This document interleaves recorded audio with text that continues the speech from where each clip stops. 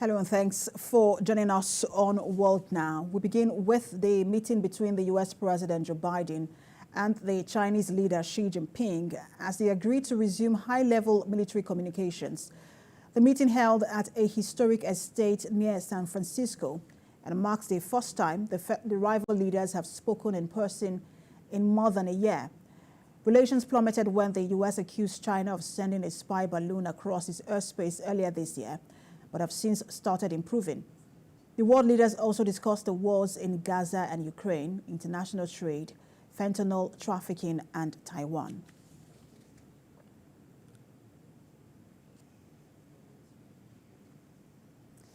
And still on the meeting between the U.S. and the Chinese leader, President Joe Biden says he has not changed his view that Chinese President Xi Jinping was effectively a dictator, a comment likely to land with a thud in Beijing after the two leaders held straightforward summit talks.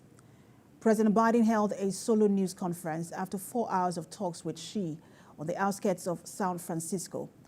In response, China's foreign ministry said it strongly opposes the remarks without mentioning President Biden's name, calling the remarks absurd and a provocation.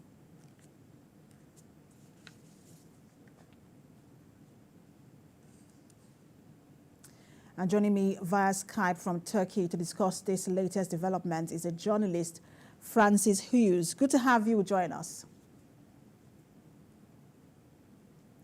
Now, in a surprise turn of events, we did not see a lot of posturing in this meeting, except for that dictatorship comment made by President Biden. President Xi also surprisingly maintained a really soft tone in his opening remarks. What did you make of that and the meeting in general? Well, I think the reason why they're having the meeting is America is embroiled in its proxy war in Ukraine.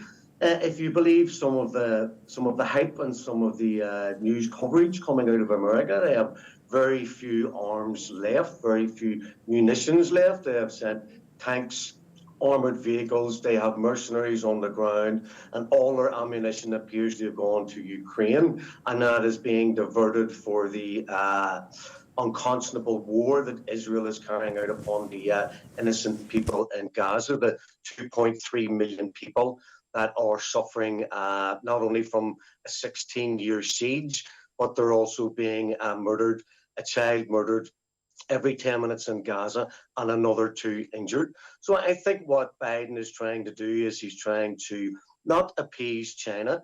I think they're trying to bring China back in from the cold. They're trying to drive a wedge between China and Russia, which I don't think will succeed. And China brought about the détente between Iran and Saudi Arabia. And China is in a very strong position to try and bring leverage upon West Asia and the whole region in order to try and bring about a long-lasting peace. I think what America is trying to do is to subvert Chinese soft power as it is shown throughout the world as they try to project that power into West Asia and indeed into Europe and the global south. Comes of this meeting, whether it is the agreement on tackling fentanyl trafficking, they also reached a common ground on climate, and then military-to-military communication will also resume. But do you see them being implemented down the track? Well, when it comes to the fentanyl abuse, the opioid drug taking in America, I'm not sure you can hold China to blame for that, although the American administration has been doing that for the last several years. The drugs are made in Mexico.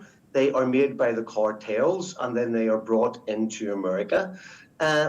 Yes, the Chinese can try and stop the export of the precursors, but it won't stop fentanyl being made in Mexico. If they don't get their basic ingredients from China, they'll just get it from somewhere else. They'll get it from somewhere else in Latin America, or they'll just set up their own drug centers in order to create the fentanyl. The huge drug problem in America cannot be blamed on anyone except the American administration.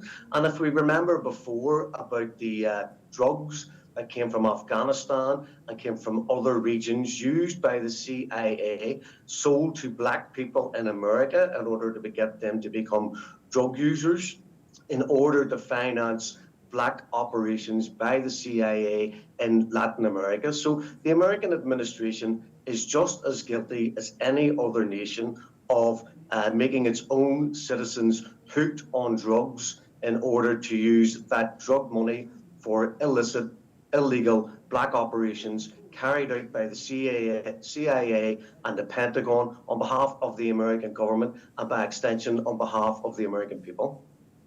What about the military-to-military communications? Do you also see that being implemented down the track with tension in the South China Sea, tension between China and Taiwan?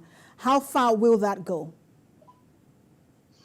Well, military cooperation from the American point of view could simply be a telephone call to the Americans in charge of their fleets in the South China Seas, telling them to back off, telling them they're too close, telling their aircraft have entered Chinese airspace. So that would be like a point for diffusing any potential tensions. But America has no right to be in the South China Seas. It has no right to rearm Taiwan, which is what it is doing. The stated policy of the United States from Nixon on was the one state, which was China, and Taiwan was part of China. The fact that Nancy Pelosi went to Taiwan, increasing the tensions, America ratcheted up the tensions with China.